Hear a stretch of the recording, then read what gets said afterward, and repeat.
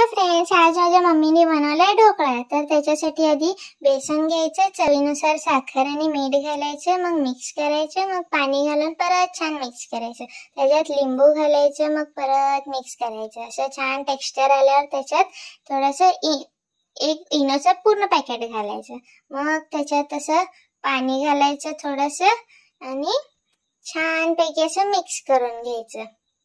असं फेटून घेतल्यावर त्याचं असं छान पैकी फ्लफी होऊन जाते।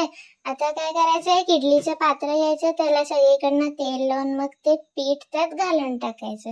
असं एक पात्र घातलं, असं 2-3 पात्र घालायचे आणि इडलीच्या कुकरचं झाकण असं बंद करायचं आणि 10 मिनिटांनी उघडायचं आणि सगळे पात्र बाहेर काढून ठेवायचे। आता थोडे मिरच्या तळून घ्यायचे आणि त्याच्यावर मीठ घालायचं।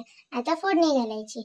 आता मोहरी, हिंग आणि कढीपत्ता घालायचा, त्याच्यात पाणी घालायचं आणि साखर आणि मीठ चवीनुसार घालायचं। आता सगळे ढोकळा एका प्लेटमध्ये काढून ठेवायचे आणि आपण जे फोडणी केली होती ना, ते सगळे आता ढोकळ्यावर घालायचं आणि थोडीशी अशी कोथिंबीर घालायची, थोडंसं खिसलेलं खोबरं, मग असे आपण तळलेले जे मिरच्या होत्या ते असे छान ढोकळ्यावर ठेवायचे आणि छान पैकी खायचं। छान छान खावा। आवडलं की सबस्क्राईब करा।